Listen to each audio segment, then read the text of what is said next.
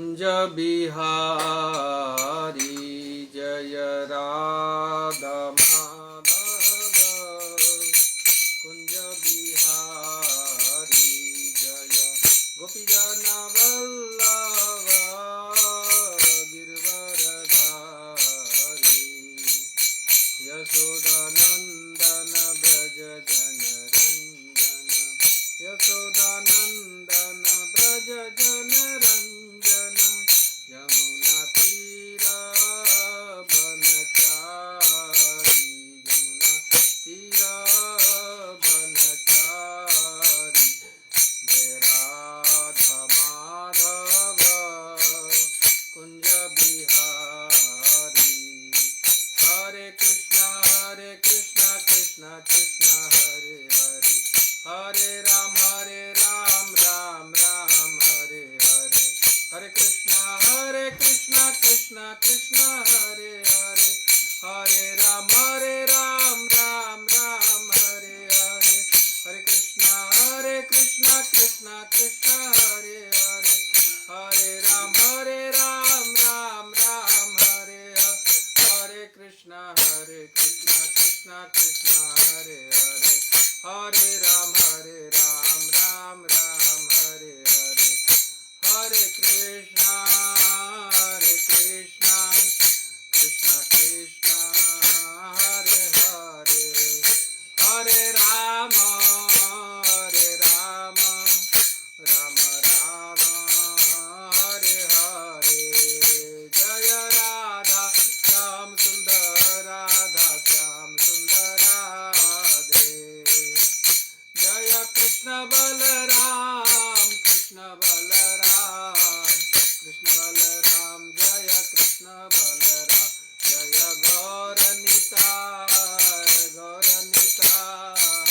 गौरनिताय जय गौरनिताय जय जय प्रभुपाद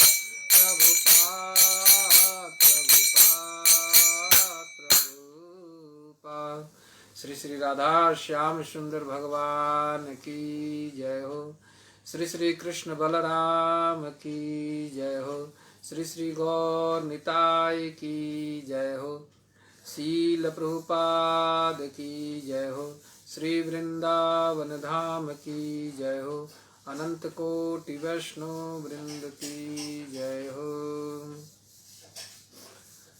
नमो विष्णुपादाय कृष्णपृष्ठाय भूतले श्रीमते भक्ति वेदांत स्वामिनीति नामिने नमस्ते सारस्वते देवे गौरवाणी प्रचारिणे निर्विशेष शून्यवादी पाश्चात्य देश तारिणी जय श्री कृष्ण चैतन्य प्रभु नित्यानंद श्री अद्वैत गदाधर श्रीवासदि गौर भक्तवृंद हरे कृष्णा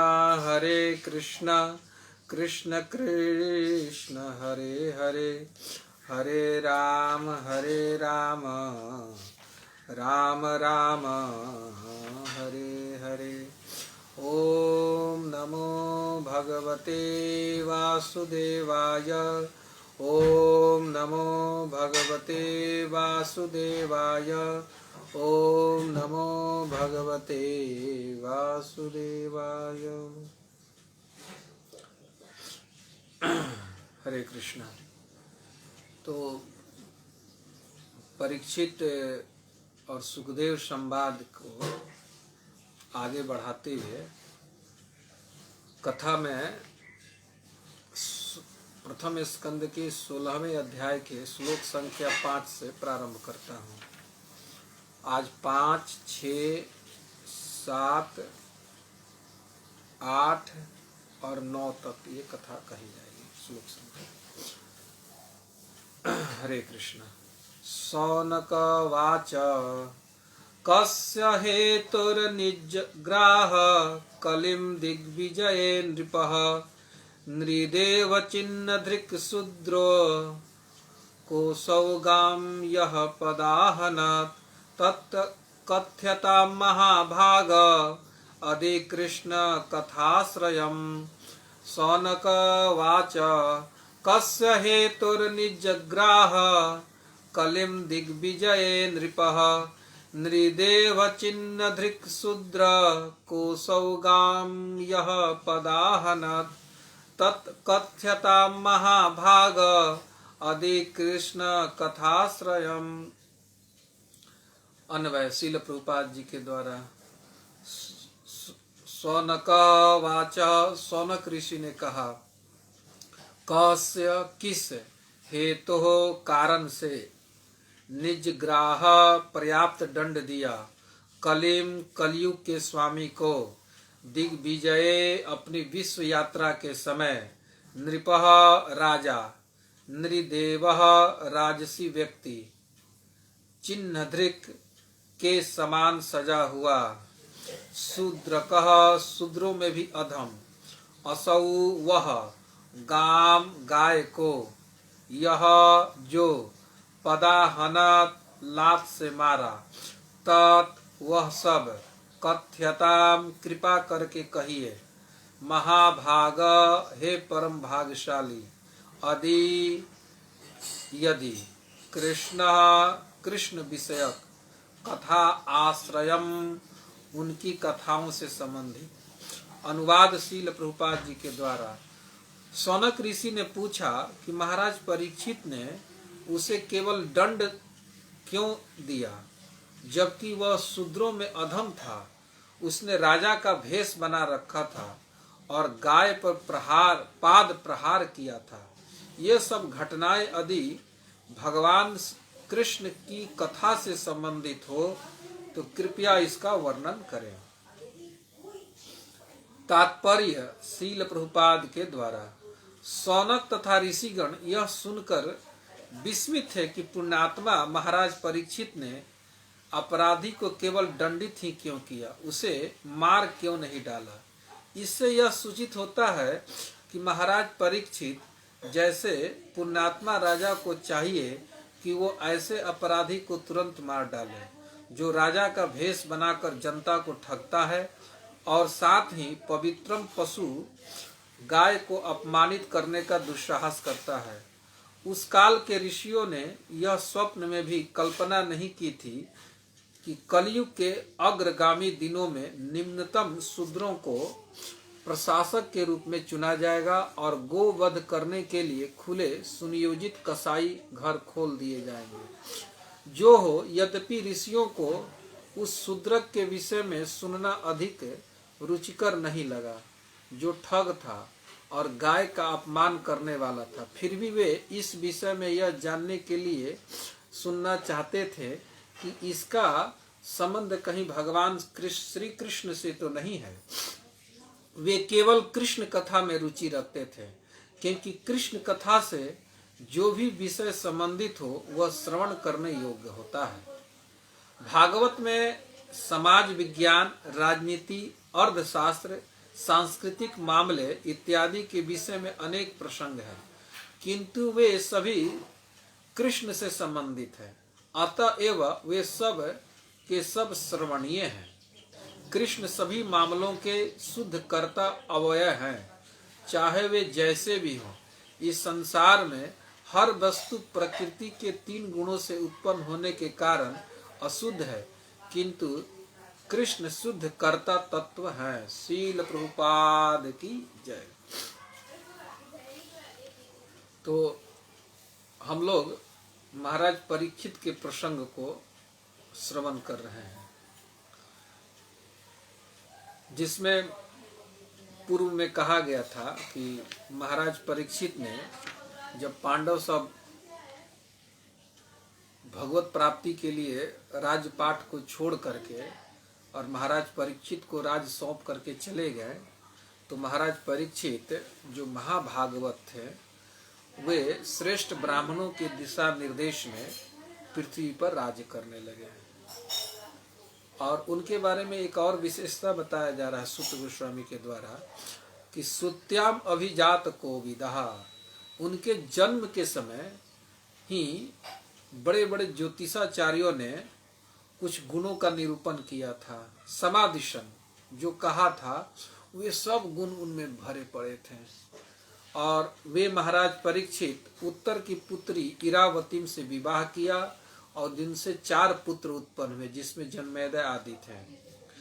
और इसके बाद उन्होंने महाराज परीक्षित ने कृपाचार्य को अपना कुल गुरु बनाया और उनके दिशा निर्देश में 3 गंगा जी के तट पर बड़ी दक्षिणाओं से युक्त अश्वमेध यज्ञ किया, जिस यज्ञ की विशेषता थी कि उसमें प्रत्यक्ष देवता लोग प्रकट हो करके अपने भाग को ग्रहण किए थे और सब लोगों ने देखा कि देवता लोग आ रहे हैं, आए हुए हैं यज्ञ में। और इसके आगे की घटना बता रहे हैं कि एक दिन की बात है कि वे महाराज परीक्षित दिग्विजय के लिए निकले हुए थे। तो उन्होंने देखा कि एक शूद्र जो राजा का भेष बनाया हुआ था, वो कलयुग था, वे अपने अपने पैर से वो कलयुग एक गाय और बैल के जोड़ों को पैर से मार रहा था। तो महाराज परीक्षित ने उसे दंडित किया। और कलयुग को तो हमने बड़ा विस्तार से इस पर थोड़ा सा चर्चा किए थे कि कलयुग बहुत कठिन युग है, लेकिन देखिए भगवत भक्त का प्रताप कि कलयुग को भी उन्होंने दंडित किया। और जब तक महाराज परीक्षित का, यद्यपि भगवान के धराधाम को छोड़ देने पर कलयुग प्रकट हो गया था, कलयुग आ गया था, लेकिन महाराज परीक्षित के शासन काल तक कलयुग कुछ नहीं कर पा रहा था, बहुत भयभीत था। महाभागवत व्यक्ति का कितना समर्थ है भगवान के भक्तों का।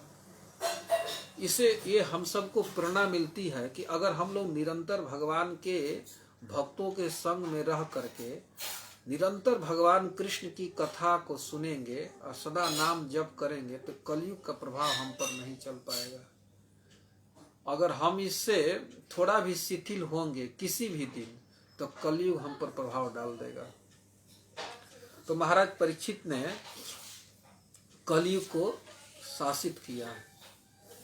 तो इस पर शौनकादिक ऋषि जो कथा सुन रहे थे सूत गोस्वामी से, उन्होंने प्रश्न कर दिया कि कस्य हेतु निजग्राह कलिम दिग्विजय नृपः।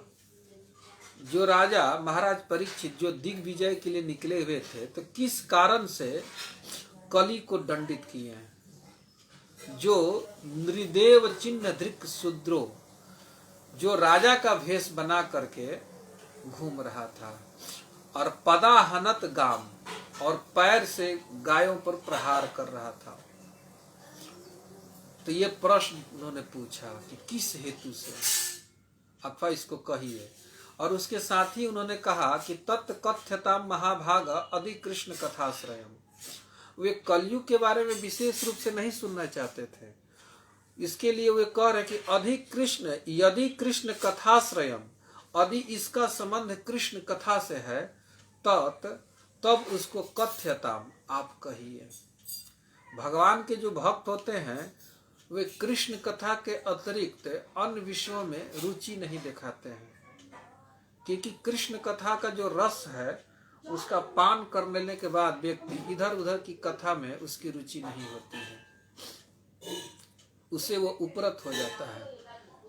तो ऐसे प्रसंग के कहने पर भी, कली के संबंध में प्रश्न करने पर भी उन्होंने कह दिया शौनकादिक ऋषियों ने कि यदि ये कृष्ण कथा से संबंधित है तो अब कहिए। प्रश्न तो उन्होंने कर दिया, वे महाराज परीक्षित के चरित्र को सुनना चाहते थे। तो उसी में क्रम में आया कि उन्होंने कली को दंडित किया, जो अपने पैर से गाय और बैल के गौ मिथुन, गाय बैल के जोड़ों को पैर से घात कर रहा था।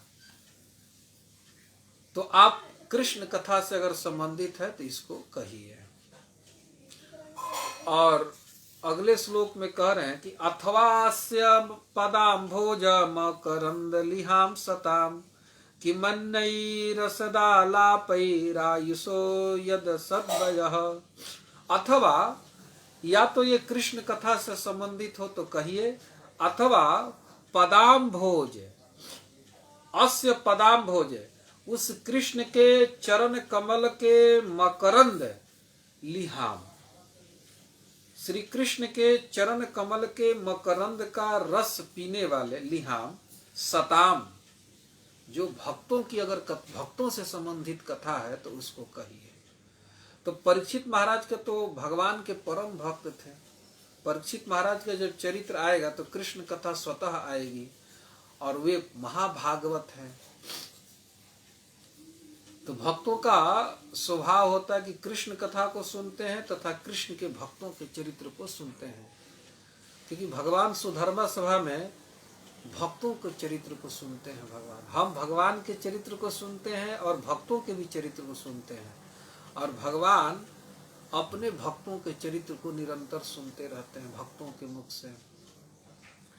तो यहाँ पर ही शौनकादिक ऋषियों द्वारा कहा जा रहा है कि हे मुने, आप कृष्ण कथा से संबंधित है तो इस प्रसंग को कहिए, अथवा इसका संबंध सताम उस ऐसे भक्त का है जो पदाम भोज मकरंद लिहा, जो भगवान के चरण कमल से सदा मकरंद निकलते रहता है, उसको पीने वाले भक्त हैं। ऐसे भक्त का अगर चरित्र इसमें है तो कहिए। और निषेध कर रहे हैं कि अन्नई असद लापई किम, क्योंकि अन्य जो असद लाप है, व्यर्थ की जो वार्ता है, उससे किम, किम मतलब क्या लाभ है।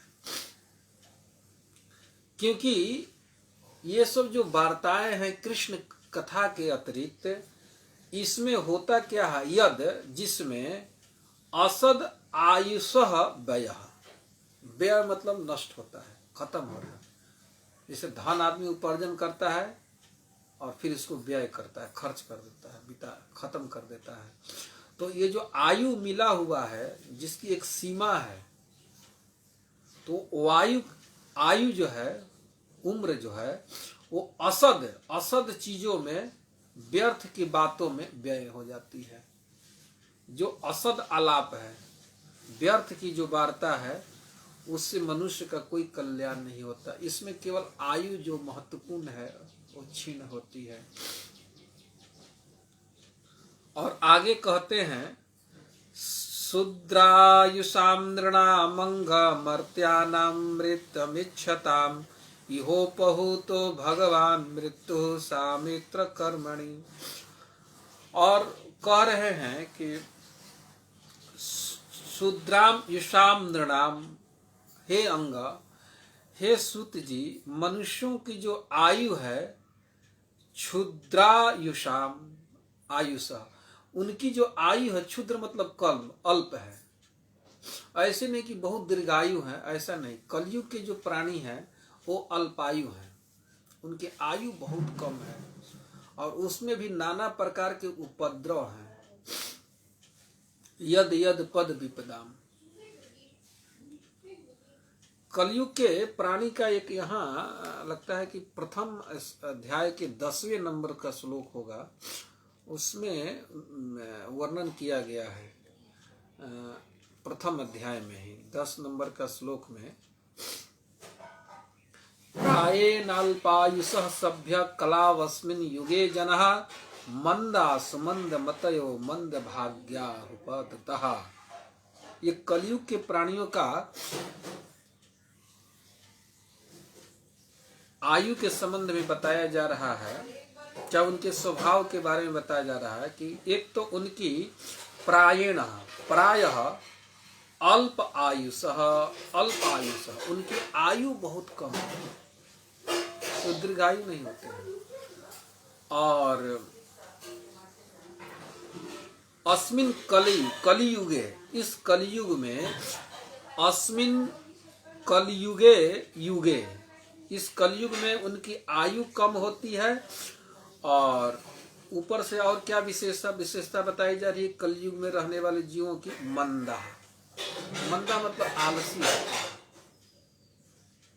आलसी भोग में नहीं होते, परमार्थ के पथ पर, भक्ति के पथ पर, अपने आत्म कल्याण के पथ पर आलसी होते हैं। असुमंद मतय, और उनकी जो बुद्धि होती है वो बहुत ही संकीर्ण होती है, बुद्धि है ही नहीं उनकी, और मंद भाग्य, उनका भाग्य भी बहुत खराब है। हम सब के जीवन में जो कलयुग में है, उनका भाग्य जो जीवों का है वो बहुत खराब है, वो भाग्यशाली नहीं है। और उस पर भी उपद्रुता, उपद्रुता मतलब हमेशा विपत्तियां आती रहती है। एक तो आयु कम है, उसमें जीव स्वभाव से आलसी है, उसकी बुद्धि बहुत मंद है, उसका मंद भाग्य है, और ऊपर से बहुत प्रकार की विपत्तियां आती रहती है। और एक विशेषण यहाँ बता रहे हैं सुत सनकादिक ऋषि कि असद आलाप ही, और फिर ऊपर से व्यर्थ की वार्ता में उनका जीवन चला जाता है। तो जो व्यक्ति अमृतम इच्छता, अमृत की इच्छा रखता है, सदा भगवान के धाम जाना चाहता है, तो उसके लिए कहते हैं सनकादिक ऋषि कि भगवान मृत्यु, भगवान मृत्यु मतलब यमराज जी, यमराज जी को सामित्र कर्मणि, सनकादिक ऋषि कह रहे कि यहाँ पुण्य कर्मों में यह इस जगह पर उपहूत, उनको बुला लिया गया है।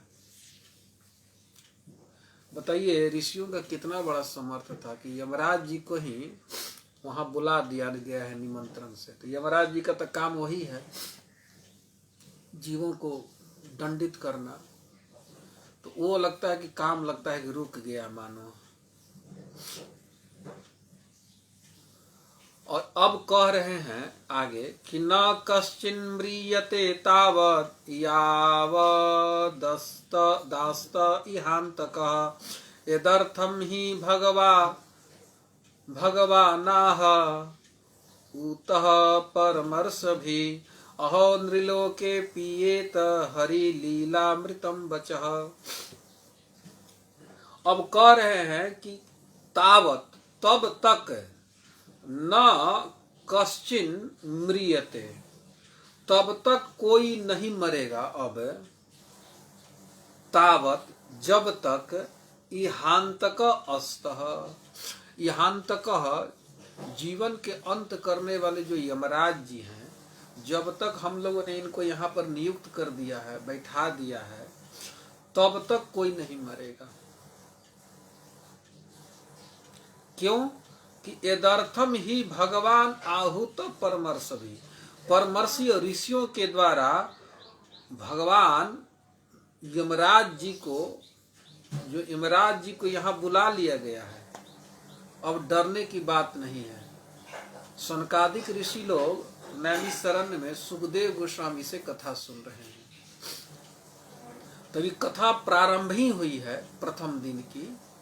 तो उसी समय सबको सूचित किया जा रहा है कि आप सब अब हरि कथा को सुनिए।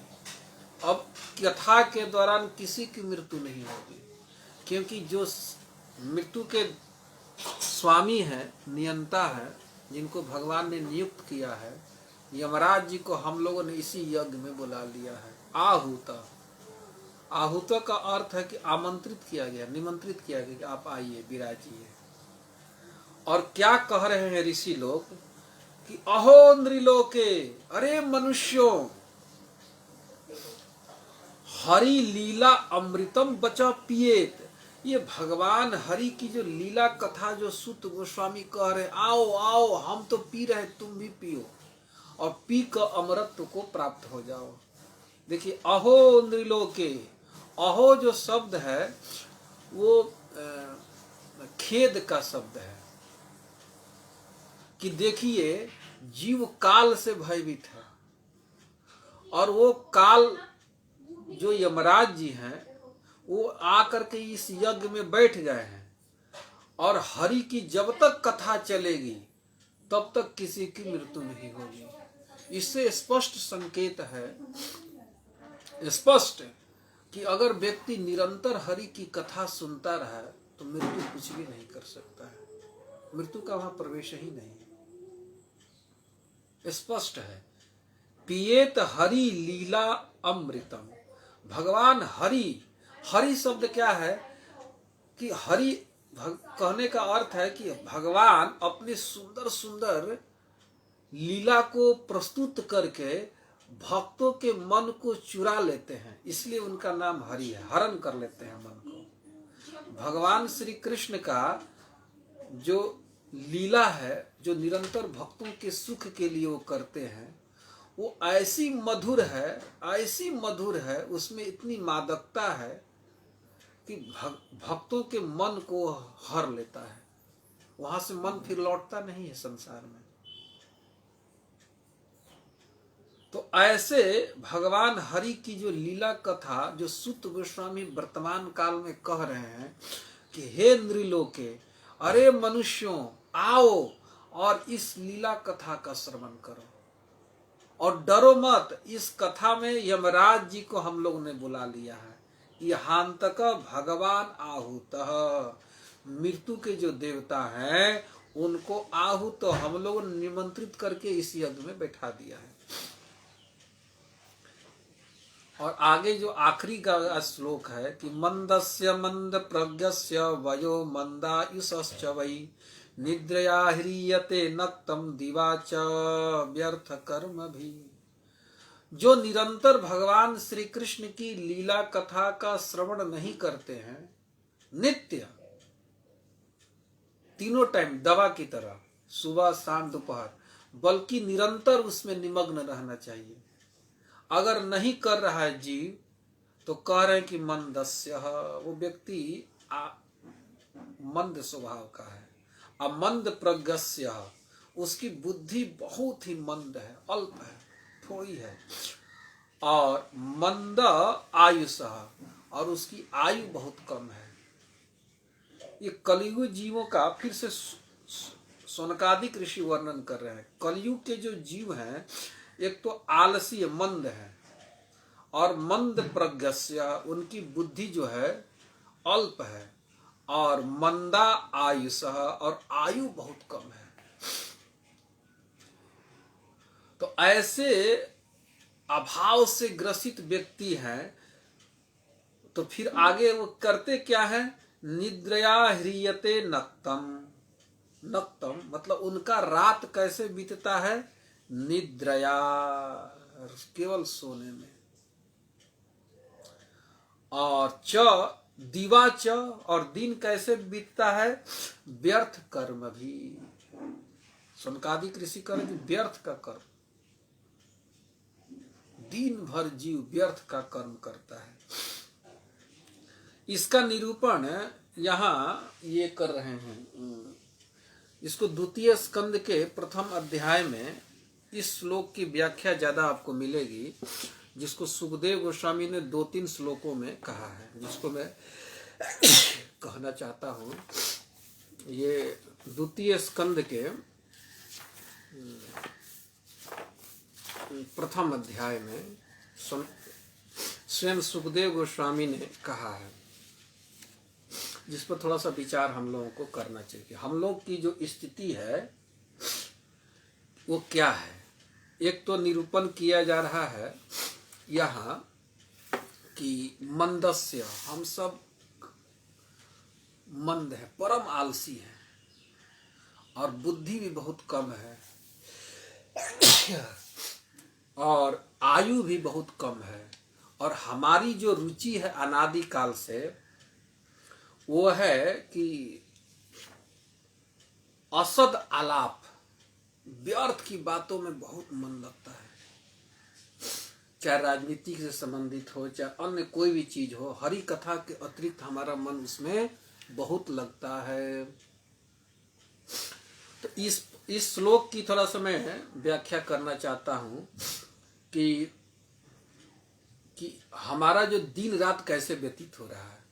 क्योंकि आप नारद वेद व्यास संवाद में सुने होंगे कि वेद व्यास जी ने पूछा था कि जब आपको भगवान का दर्शन हो गया, भक्ति मिल गई, तो आपने शेष आयु कैसे बिताया? तो शेष आयु कैसे बिताया? तो नारद जी ने कहा कि मैं सदा भगवान का नाम और भगवान की कथा सुनते सुनते बिताया। तो यहाँ पर शौनकादिक ऋषि मान लो कि अहो शब्द कर रहे हैं। अहो मतलब खेद व्यक्त कर रहे हैं कि मनुष्य का जीवन कैसे बीत रहा है, कि नक्तम निद्रया ह्रियते, रात सोने में, और दिवाच और दिन व्यर्थ के कर्म में व्यतीत हो रहा है। भक्ति के अतिरिक्त जो कुछ भी कर्म है उसको बहुत सीमित करना चाहिए, बहुत सीमित करना चाहिए, क्योंकि शरीर का तो व्यवहार तक तो रखना चाहिए, और ज्यादा से ज्यादा उसका उपयोग करना चाहिए कृष्ण कथा श्रवण करने में, भगवान की नाम लेने में। तो यहाँ पर ही इस श्लोक की व्याख्या 4 श्लोकों में की जा रही है सुखदेव गोस्वामी के द्वारा। श्रोत्यव्यादीनि राजेन्द्र नृणाम सन्ति सहस्रशः, अपश्यतामात्मतत्त्वं गृहेषु गृहमेधिनाम। जो घर गृहस्थी में परम आसक्त हैं, तो उनके लिए सुखदेव गोस्वामी कह रहे हैं कि हे राजन, निर्णाम संति सहस्त्रः श्रोतव्यादीनि, उनके लिए कहने और सुनने के लिए सहस्त्रों बातें हैं। रोज बात करते रहते हैं, दिन हो रात हो, दूसरे से सुनने में। हम सब भक्तों का भी ध्यान रखना चाहिए, सावधान करने के लिए सुखदेव गोस्वामी कर रहे हैं कि कहीं हमारा समय व्यर्थ के प्रलाप में तो नहीं जा रहा है। ये हम सबको देखना चाहिए, रोज का आकलन करना चाहिए कि आज का समय हमारा कितना व्यर्थ की चीजों में गया, जिसको हम रोक सकते थे। क्योंकि व्यर्थ है, उसका कोई फल वल नहीं है। व्यर्थ मतलब वो कोई काम का नहीं है, हमारे किसी काम का वो चीज नहीं। इसीलिए सुखदेव गोस्वामी ने यहाँ पर शौनकादिक ऋषियों ने क्या, व्यर्थ कर्म भी, व्यर्थ मतलब फालतू काम है वो, और उसी को कह रहे हैं सुखदेव गोस्वामी कि हमारा जो समय है वो सहस्त्रों बातों में चला जाता है, जिसको हम लोग सुनते हैं, कहते हैं। ऐसा होता क्यों है कि अपश्यतम आत्म तत्वम, हम अपने आत्म कल्याण को नहीं देख पाते हैं। अपश्यता मतलब नहीं देख पाना। हमारा परम कल्याण कैसे हो, इसको जो जीव नहीं समझता है, नहीं जानता है, तो उसके लिए कह रहे हैं कि उसका पूरा पूरा जीवन व्यर्थ के वार्ताओं में, कहने में, सुनने में ही व्यतीत हो जाता है, क्योंकि वो अपने आत्म कल्याण को नहीं देख पाता। अपश्यतम आत्म तत्व नहीं देख पाता है, और करता क्या है, निद्रया ह्रियते नक्तम व्यवायेन च वा वयः दिवाचार्थे हया राजन कुटुंब भरणेन वा। यहाँ सुखदेव गोस्वामी थोड़ा विस्तार किए हैं इस श्लोक का। कह रहे हैं कि यहाँ तक केवल निद्रया शब्द था, नक्तम तो निद्रया वा व्यावेना, रात कैसे कैसे बीतती है, या तो निद्रा सोने में, या व्यवाएना स्त्री के प्रसंग में बीत जाता है, सोने में या तो स्त्री प्रसंग में रोज। और दिवा कैसे बीतती है, कैसे बीतती है, तो उसको कह रहे हैं अर्थ इहा धन कमाने में दिवा दिन, और दूसरा कुटुंब भरणे नवा, अपने कुटुंबियों का पालन पोषण करने में व्यतीत होता करता है जी। ये जीव की दशा है। और आगे कह रहे हैं कि देहापत्र कलत्रादिश वात्मसन्यस्व सत्स्वपि तेषां प्रमत्तो निधनम पश्यन्नपि न पश्यति। तो आगे कह रहे हैं कि ये सब असद वस्तुओं में जीव, ये यद्यपि सब असद है, सब व्यर्थ है, झूठा है, लेकिन व्यक्ति देह में, अपत्य में, पुत्र में, कलत्र में, स्त्री में, आत्म सैनेषु, ये जो सेना के रूप में है, और है असत्सु अपि, है असत्य, इससे हमारा कोई संबंध नहीं है, न आगे था, न अभी है, न रहेगा। लेकिन उनमें असत्य, ये सब असत्य होने पर भी तेसाम, तेसाम मतलब उसमें हम क्या रहते हैं, प्रमत्तो हो, पागल बने रहते हैं, मत नहीं रहते हैं, प्रमत्त। पूरी तरह से जीव को देखा जा रहा है कि पागलों की तरह अपने शरीर के पालन में, अपने पुत्र के, स्त्री आदि सब कुटुंबियों के पालन में परम आसक्त है। और ये शब्द बहुत महत्वपूर्ण है, प्रमत्तो। प्रमत्तो मतलब बिल्कुल पागल है। अब उसके जीवन का और कुछ नहीं सूझ रहा है कि कैसे हमारा आत्म कल्याण हो, कैसे हमारा कल्याण हो और कैसे इनका भी कल्याण हो, उसमें नहीं लगा है। और निधनम पश्यन अपि न पश्यति, और देख रहा है ये सब मृत्यु के काल के गाल में जा रहे हैं, लेकिन सुखदेव गोस्वामी कह रहे हैं कि प्रमत्त होने के कारण पश्यन अपि न पश्यति, देख करके भी वो नहीं देख पाता है। ये जीव की दशा है। तो अब इसमें निर्णय दे रहे हैं कि तस्मात् भारत सर्वात्मा भगवान ईश्वरो हरि, श्रोतव्य कीर्तितव्यश्च स्मर्तव्यश्चेच्छता भयम। कह रहे हैं कि जिसको अभय चाहिए, सदा के लिए अभय चाहिए, कभी उसके जीवन में भय नहीं आए, दुख नहीं आए, कभी अमंगल ना हो, इच्छता, अगर वो इच्छा रखता है कि हमारे जीवन में कभी अब अमंगल नहीं होगा, कभी हमें मृत्यु का भय नहीं होगा। इस कोरोना काल में सब लोग मृत्यु से भयभीत हैं।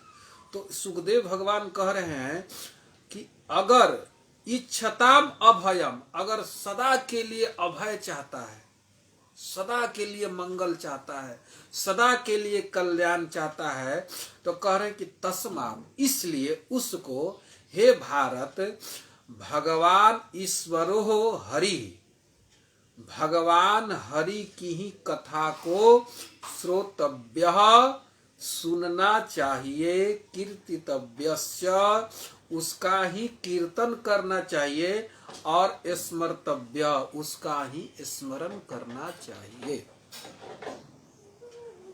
जिसको भाई अभय चाहिए, और जो जिसको अपना कल्याण नहीं चाहिए, तो उसके लिए तो सुखदेव गोस्वामी करके हजारों बातें हैं, रोज कहते सुनते रहता है, और अपना दिन को व्यर्थ के धन कमाने में और कुटुंबियों के पालन में, रात में स्त्री प्रसंग में और निद्रा में व्यतीत कर रहा है, अपने महत्वपूर्ण आयु को गंवा रहा है। उसको तो अपना कल्याण नहीं है। और कैसे कर रहा है, बिल्कुल प्रमत्त की तरह कर रहा है। लेकिन उससे क्लेश, वो तो अपने को भी नरक में डालेगा, और जिससे प्रेम कर रहा है वो सब नरक के गामी जीव होंगे। हर एक व्यक्ति अपने परिवार की रक्षा करना चाह रहे हैं, हम सब अपने स्वजन बन, लेकिन कोई रक्षा नहीं कर पाएगा। हम अपने ही रक्षा नहीं कर पाएंगे तो दूसरे की क्या जीव कोई रक्षा कर पाएगा। इसीलिए भगवान सुखदेव गोस्वामी कह रहे हैं कि जो व्यक्ति अपने जीवन में सदा के लिए मंगल चाहता, सदा के लिए इच्छता अभयम, इच्छा करता है, तो उसको करना क्या है, भगवान हरि की कथा को सुनना चाहिए, कहना चाहिए, और स्मर्तव्य, 3 क्रिया है। श्रोतव्य, सुनना कान से, कीर्तव्य, कीर्तितव्यश्च, और कीर्ति मतलब कीर्तन करना चाहिए, कहना चाहिए मुख से, और स्मर्तव्य, और स्मरण करना चाहिए मन से।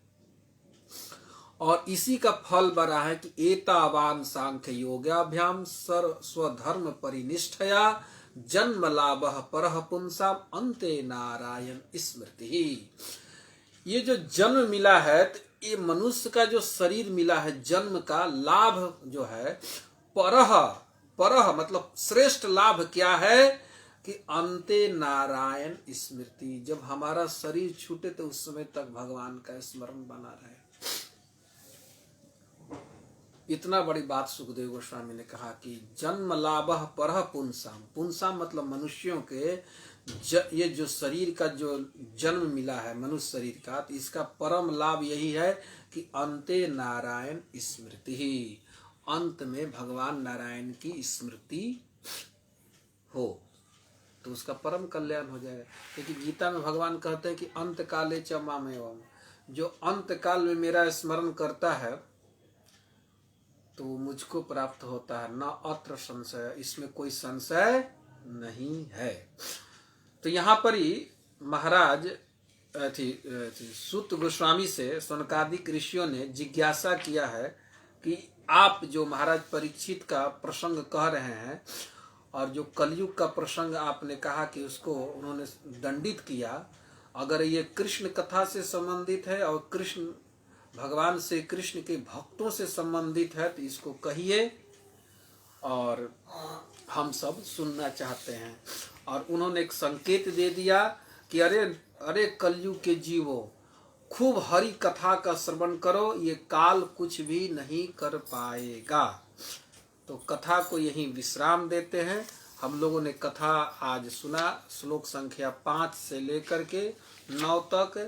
अब अगले सत्र में आगे की कथा कही जाएगी। तब तक के लिए आप सब वैष्णव के चरणों में वंदन करते हुए कथा को यहीं विराम देता हूँ। हरे कृष्णा। जय श्रील प्रभुपाद।